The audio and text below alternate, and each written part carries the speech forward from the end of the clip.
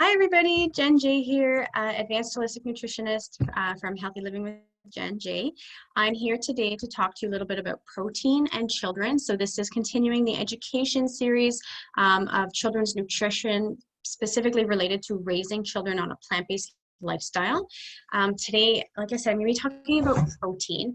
So protein is key for growth and development, okay? And I think for most of us, we start on a vegan or a plant-based journey, probably it's probably one of the first things we think about is protein. Is where are we going to get our protein? Where are we not getting it from, and how much do we really need? So like I said, protein is key for growth and development for our children, okay? And even for us as adults. However, varying the source and the protein pairing is crucial on a plant-based vegan diet, okay? So children should be eating 2 to 3 portions, preferably 3, of vegetable or plant-based protein sources every day to ensure that their needs are being met.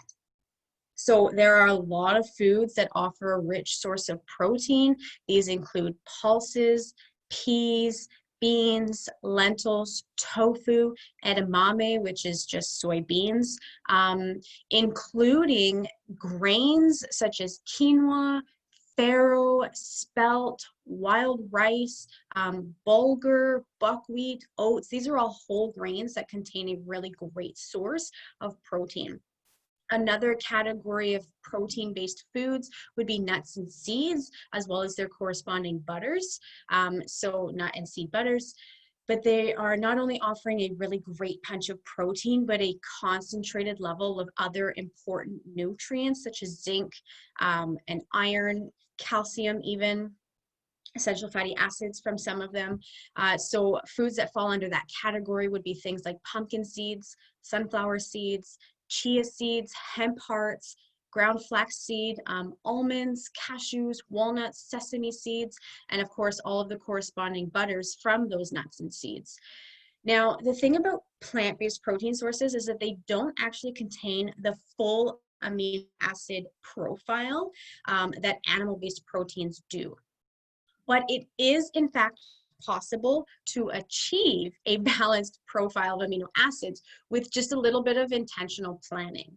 So today I'm just going to share with you a couple of really quick tips that you can do to increase and improve the chances of your children getting enough balanced protein for healthy development, okay? So number one, include a variety of protein sources in their diet. So don't just try to feed the same 2 or 3 sources every day. You've really got to add variety in those protein, okay? Number 2, pair a legume, so a bean or a lentil, with a whole grain, such as the ones I listed earlier, oats, bulgur, buckwheat, farro, quinoa, spelt.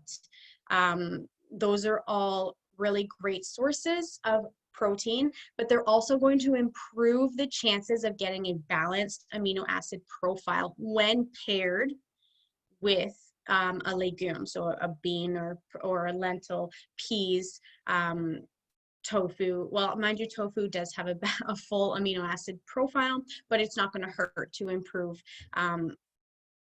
absorption of proteins by pairing, okay? Number 3, another really great tip is adding 1 to 2 tablespoons of seeds to most meals or snacks. So depending on the age of your child would depend on how much seed you would actually need to provide at each meal or snack. If your children are, say, under 5, I wouldn't do more than 1 tablespoon if you were doing that every meal. If you were just doing it once a day, then I would do 2 tablespoons. If your children are older, between 5 and 10, I would say maybe 2 tablespoons. And if your children are over the age of 10, I would actually recommend that they get a full serving of nuts or seeds in addition to the rest of their meals, or even 2 servings. But adding these seeds, so chia seeds, hemp hearts, flax seeds, sesame seeds, pumpkin seeds, sunflower seeds, these are all a really great source of protein that's going to boost the chances of your children getting a balanced protein profile.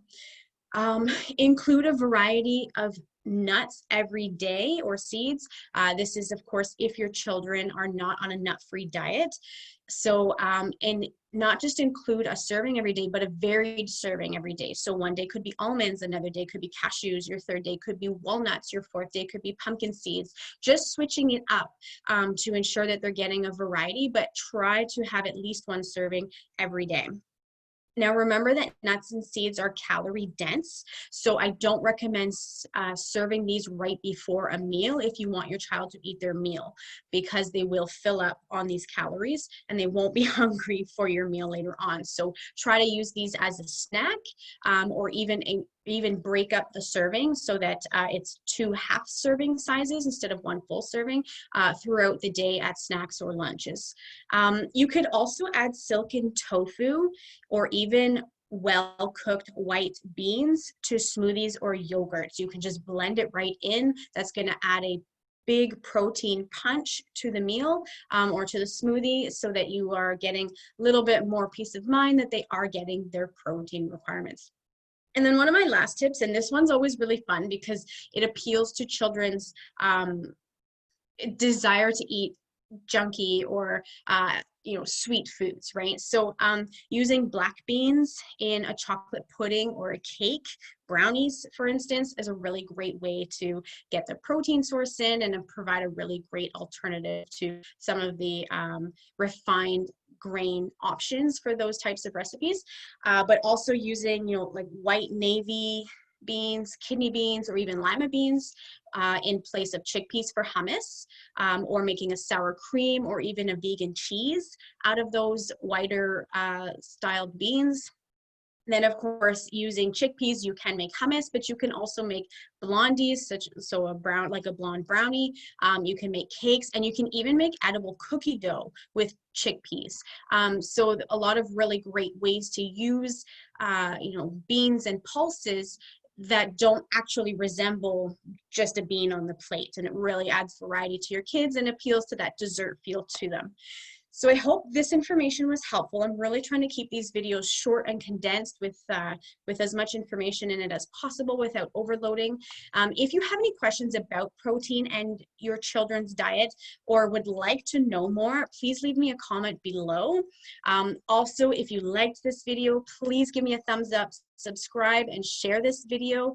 And thank you all so much for watching. I really appreciate it. Bye.